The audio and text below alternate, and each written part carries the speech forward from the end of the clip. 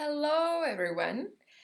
Today we are celebrating a special occasion, which is the Immaculate Concept of Mother Mary. And everything what we are going to say today is based on the book is the Spirit of Christmas, or in Spanish, Espíritu de la Navidad by Rubén Cedeño. So let's get started. Okay, so everything started in this place. Okay, you can see here that it says Church of Saint Anne, I think, in Jerusalem. Yes, Israel. Why? Because this nowadays is a church. Yes, but once upon a time it was a home. Home of whom? Well, Mary's home, because here she was born. And here we can see Anne, her mother, and we already called her Mother Mary, but at that time she wasn't mother, of course, she was a child. So this is the representation of Mary, or Mother Mary, with her mother, Anne. So the Immaculate Conception of Mary is celebrated on the 8th of December. Yes. So let's see a little bit of some details about Mother Mary's life. So what happened is that Saint Joachim and Saint Anne, Mary's parents, gave her to the high priest of the temple, so she could live as a vestal consecrated to the service of God. So what we see here is more or less the representation of when she was only 3 years old, she went to the temple and she lived there as a vestal. And imagine a 3-year-old girl living in a temple. So what happened? There were no children around her. So Archangel Michael created some toys so she could play, and she wasn't bored at some point. So she could play with the toys that Archangel Michael gave to her, created. But time doesn't stop, and so she grew up, and she became at the age in which she could get married. So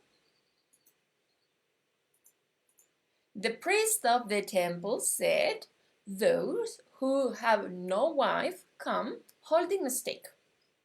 That's it. All gentlemen without a wife brought their sticks, and the priest put them in the Sanctum Sanctorum. When the sticks were returned to their owners, only Joseph's stick had flourished, and a white dove came out of it, ascending to the sky.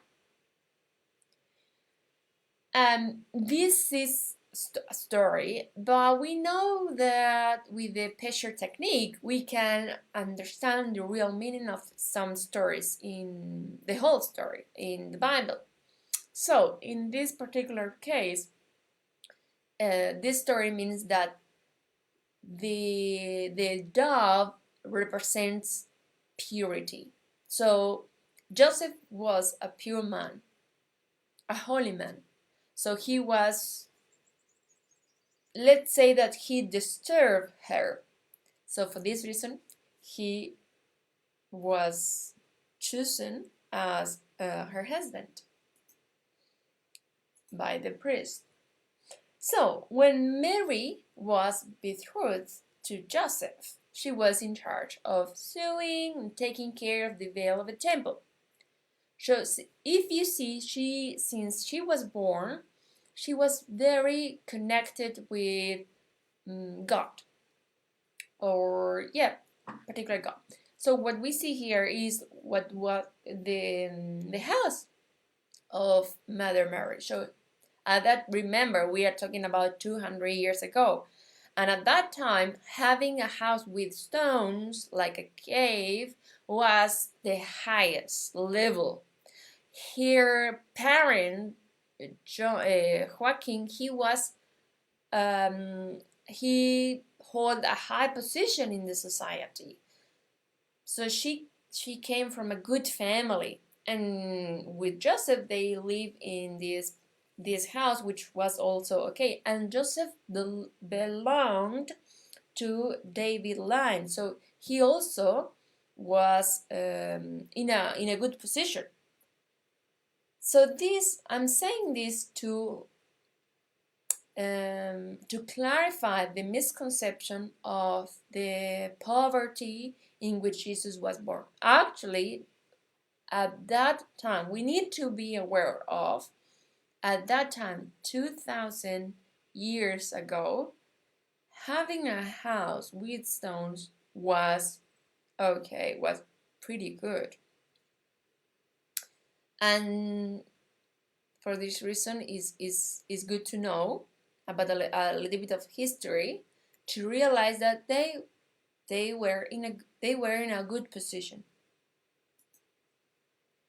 Okay, let's move on. Do you recognize this artwork? It's already there on the name. Yes, it's an Annunciation by Fra Angelico. And this artwork is in Madrid, in the Museo Nacional del Prado, in the Museum of Prado. And well, this is very specific point in Mother Mary's life, because what happened is that she and everyone else has a divine plan of perfection. So her divine plan of perfection was to be a mother, to be Jesus' mother. Okay. But what happened is when she was born, she couldn't remember that. She didn't remember. So before her incarnation, she asked Archangel Gabriel to remind her about her divine plan of perfection. And then this is why we know the Annunciation. And let's see what happened. This is the particular moment. In one day, while Mary was at home in Nazareth, Archangel Gabriel came and said, "Blessed are you, Mary, because you have prepared a room for the Lord in your womb. Behold, a light from heaven will come to dwell in you, and through you it will illuminate the whole world." And Mary was pregnant. We are not going to talk here about details if Mary actually had sexual relationship with Joseph or not. Leave it there just for a moment and try to, at the end of the day, it doesn't really matter, because history is history. So Jesus was born, and that's it. And the real thing here is about the divine plan of perfection. So is what you want to do. Because yes, we are going to talk about all different events in Mother Mary's life, but it's good to let's see our lives and compare. So, hey, what happened with my life? Okay, so there are many beautiful things that we can learn from Mother Mary. And this is one. In order to be aware of what is my divine plan of perfection, I need silence. I cannot speak, I cannot start, I cannot all the time is keeping doing things. I need silence. I need to stop my mental processes for a moment and just observe. And that allows us to be open and be ready to what is or be aware of what we can learn from everyone, from life, from any circumstances. So this is a good example, the Annunciation, in which just you imagine that when Archangel Gabriel came and Mary said, no, no, no, don't talk to me. I need to clean the house, or I need to make the food for Joseph, or whatever. She was in what we call a state of grace, in which she could listen what Archangel Gabriel said. And of course, what we saw is the representation of Fra Angelico, but we don't really know what happened at that moment. Maybe he just appeared. Imagine imagine if he came like a normal person and no without like lights around his body. Imagine that he was just a normal person and he talked to her. So even though she could listen, at least she could listen what he had to say. Very interesting. So after a while, Mary and Joseph went to Bethlehem to be registered. At midnight, Jesus was born in a cave. So what happened is kind of this recruitment in which they needed to be registered for the population. And remember that Joseph was from the Davis line, so he, let's say nowadays, like you live in Sydney. Sorry, you are registered in Sydney, but you are living in Melbourne, let's say, and you need to vote.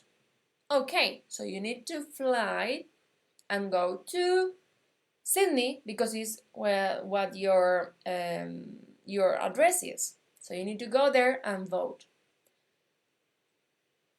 2,000 years ago, we don't really exactly know how was the system, but it might be something similar. So Joseph had to go to Bethlehem, and so for this reason they went to there. But Mary was pregnant. And if you know a little bit of story, you know what happened. At midnight, Jesus was born in a cave. And again, we talk about cave and today and we think, oh my God, what's a terrible place. No. This is a misconception. At that time, being in a cave, you had to have money to be able to pay for that cave. And the thing that they were surrounded by animals made them be like warmer. So it wasn't bad actually. So they were in a good position. They were in a cave, which at that moment was good, was great. We could say today, nowadays, like a 5-star hotel, something like that. So at the moment of the delivery, everything was illuminated as it was during the daylight. So it was a midnight, but actually everything was illuminated. It was amazing. Okay. And again, so if you think of, this is the place, the place in Bethlehem in which Jesus was born. When we talk about, I wanted to say that when we talk about they really had sex or not, think of this. When don't talk about Mary and Joseph. Talk about any other person in the world. When two people have sex, always they will have from that act. Is there always a newborn? No. The real fact of the egg within the sperma is a miracle.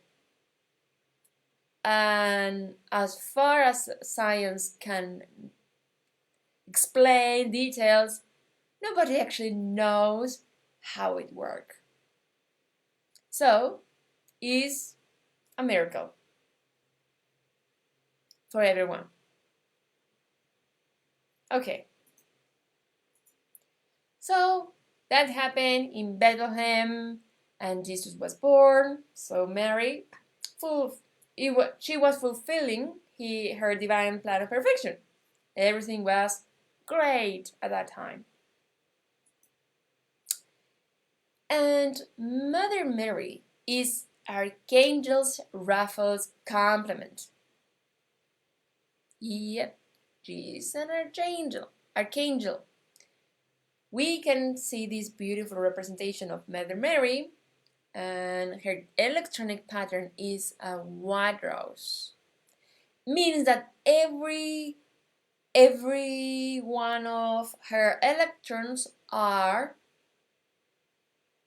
a white rose. Any tiny electron from her body is a white rose. And her keynote is in Schubert's Ave Maria. And if you want to listen to this artwork, this is a lead, you can see the link in the description below. One thing about music, Rubén Cedeño is a musician. So he explains that a lead is a piece of music for one voice and a piano. So this is a lead. This is a German piece of music.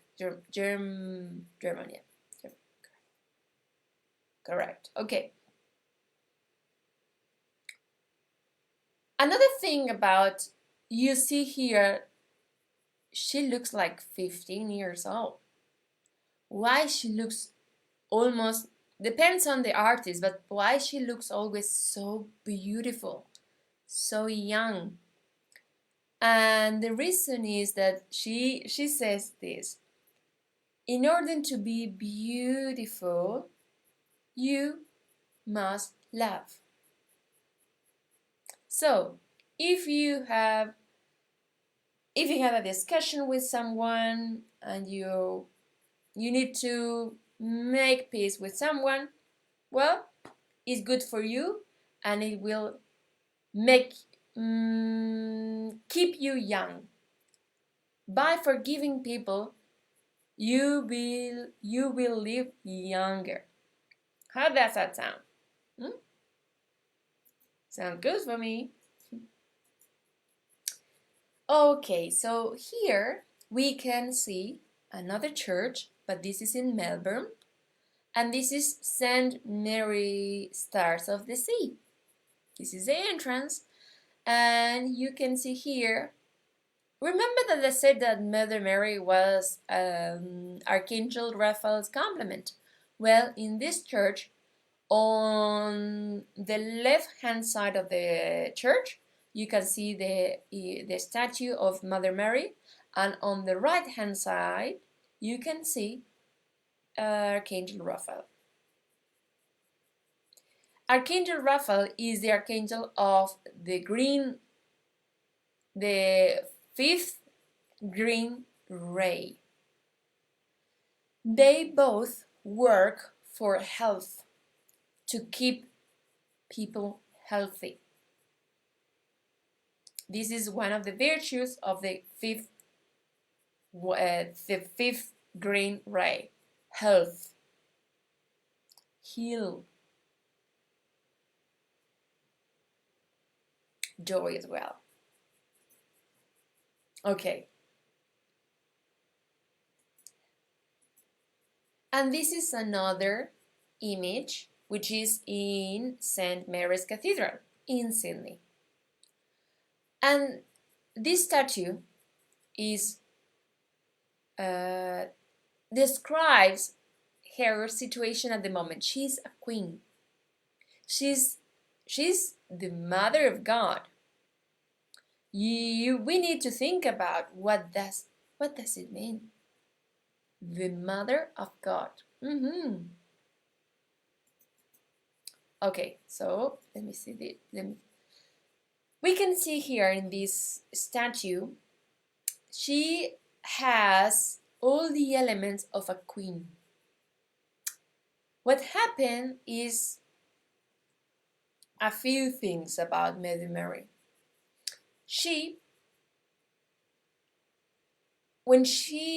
Before she came, or before her incarnation, she had a test. Yes, she had a test. Because her work was heavy duty. So she was going to be the mother of Jesus. In order to get that position, she had this test. So what happened is that for 3 hours, she had to keep her focus on a sun, while other Elohim tried to make her distracted. A lot of distractions. Wind, noises. And this is the thing. After 3 hours, she was focused on her goal, on that image of a sun. So her master, who was Maitreya, he said, okay, you are ready. Another thing is that she also asked Archangel Gabriel to remind her about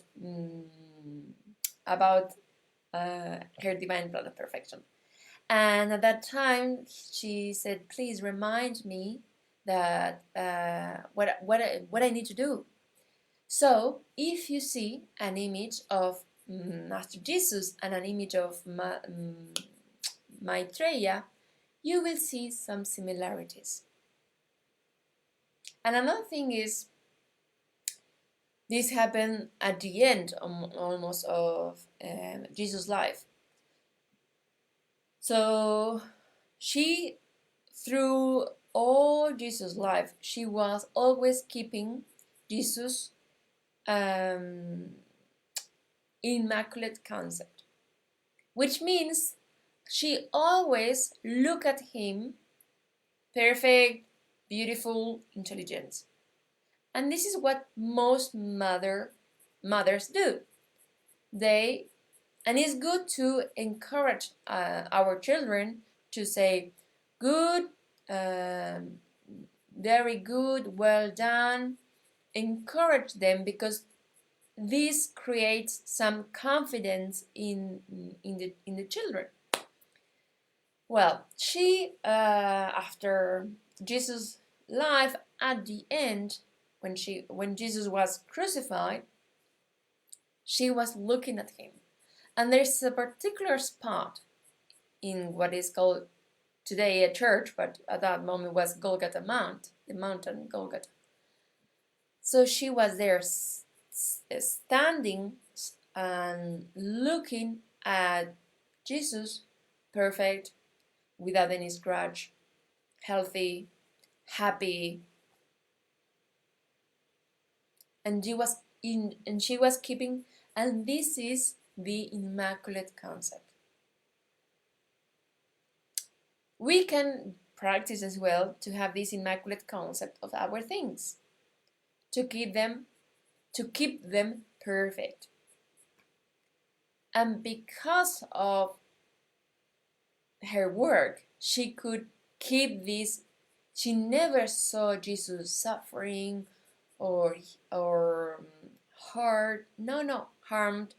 She was always thinking Jesus is fine, Jesus is perfect, he will resurrect, and blah blah blah. Well, this is after this work, Jesus was able to resurrect. So she was a very important pillar in Jesus' life.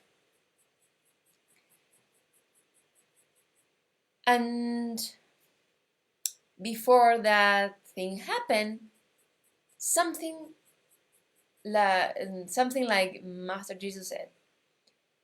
When she go to Mount Golgotha, she was Jesus' mother. But when she came from that mount, she became humanity's mother. She is the mother of everyone. She didn't lose, if I can say, a child, because she was the mother of everyone. And she, at this stage, she's still working for humanity. She's part of the a tribunal, and she also worked with elementals, with angels, and with humanity, because she helps to create our heart, and she's working at the moment on our inner self. So every time, every time that you see a pregnant woman, you can invoke Mother Mary, so their children will be healthy, intelligent, with goodwill, wisdom, love. And these three aspects are the main aspects of the inner self, or Christ, the Christ. Remember that the word Christ is not related only with Christianity. Christ, the root of the word means Messiah, which is anointed. So everyone is anointed. And our job today is to develop our Christ, the same as Jesus. And Mother Mary is helping us. So, perfect.